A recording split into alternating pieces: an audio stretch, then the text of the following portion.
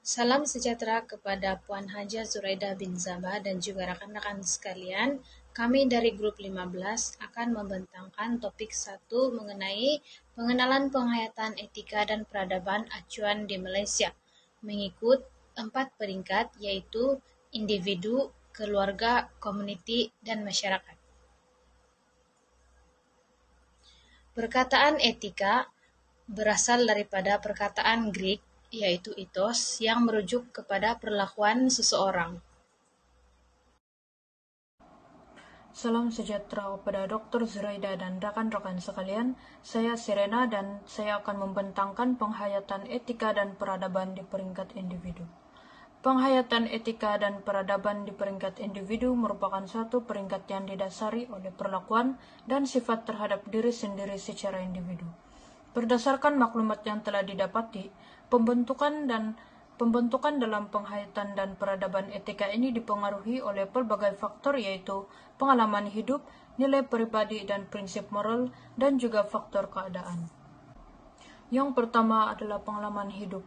Pembentukan etika bergantung kepada pengalaman hidup seseorang. Pengalaman boleh memberi impak positif dan negatif kepada kehidupan manusia.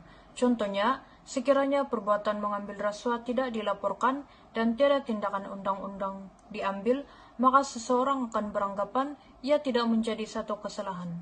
Walau bagaimanapun, apabila seseorang tertangkap dan hukuman dikenakan karena rasuah, maka beliau akan sadar bahwa mengambil rasuah adalah menyalahi undang-undang. Yang seterusnya ialah nilai pribadi dan prinsip moral. Nilai pribadi dan prinsip moral boleh dilihat dari segi kerja dan keluarga. Seseorang yang mementingkan pangkat, pengaruh, dan kedudukan tinggi dalam masyarakat akan bertindak untuk kepentingan diri sendiri tanpa memikirkan kesannya terhadap orang lain. Bagi individu yang mementingkan keluarga, kerja akan dilihat sebagai tanggung jawab kedua dan segala tindakan yang diambil akan mengutamakan kepentingan semua pihak. Yang ketiga adalah faktor keadaan. Tingkah laku dan etika boleh berubah apabila faktor keadaan mempengaruhi tindakan seseorang.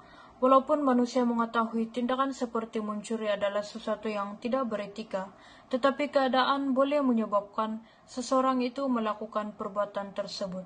Contohnya, seseorang yang kehilangan kerja dan mendapati sukar untuk mendapatkan kerja, boleh bertindak mencuri untuk meneruskan kehidupan. Seterusnya saya akan membentangkan tentang penghayatan etika dan peradaban dalam kekeluargaan. Keluarga memainkan peranan penting dalam pembentukan etika pribadi. Didikan ibu bapa akan menjadi pegangan hidup kepada anak-anak, memandangkan hubungan kekeluargaan adalah hubungan pertama yang rapat kepada seseorang individu.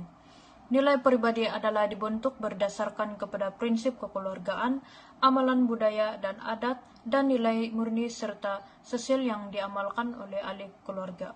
Dalam pengaruh keluarga, ibu bapa biasanya adalah yang pertama untuk menunjukkan sempadan etika kepada anak-anak. Tanggung jawab ibu bapa ialah menunjukkan yang mana yang betul dan salah dalam kehidupan kepada anak-anak.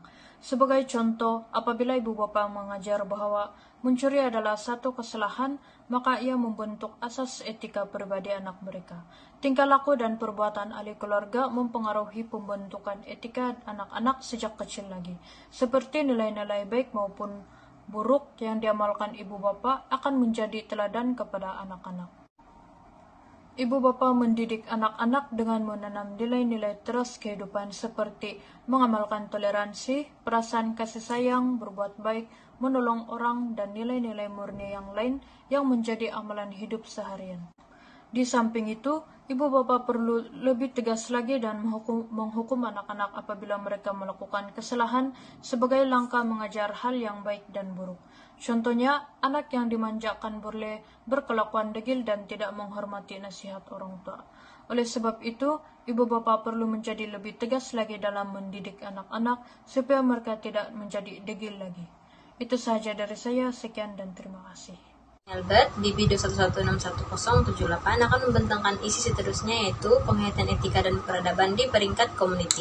Penghayatan etika dan peradaban di peringkat komuniti amatlah penting untuk dicapai dalam negara kita Malaysia. Hal ini karena mempunyai komuniti yang pelbagai kaum serta mempunyai agama, budaya dan adat resam yang berbeza.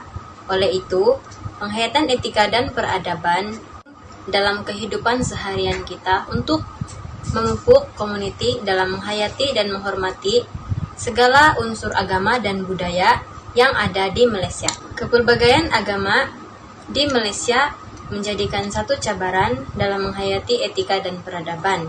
Namun itu bukanlah satu halangan bagi komuniti di Malaysia yang berpegang teguh kepada prinsip rukun negara yang pertama, yaitu kepercayaan kepada Tuhan, yang membuktikan bahwa komuniti di Malaysia amatlah bertoleransi, lagi-lagi dalam penghayatan etika dan peradaban. Sisi seterusnya yaitu penghayatan etika dan peradaban di peringkat masyarakat. Masyarakat merupakan kelompok yang membentuk sebuah interaksi sosial berlaku dalam lingkungan sistem sosial. Individu-individu ada dalam kelompok tersebut.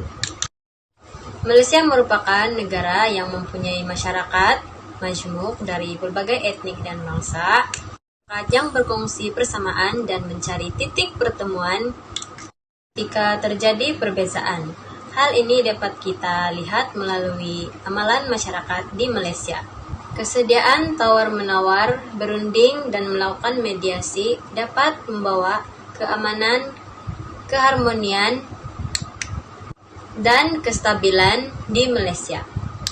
Hal ini karena setiap etnik di Malaysia mempunyai ciri kesantunan, dan peradaban tersendiri. Dan kemasyarakatan yang penuh hormat dan interaksi positif. Menghormati kepercayaan dan adat resam lain dapat mengelakkan berlakunya isu perkauman di sesebuah negara, terutama negara kita di Malaysia, dan dapat mengekalkan kesepaduan rakyat di Malaysia.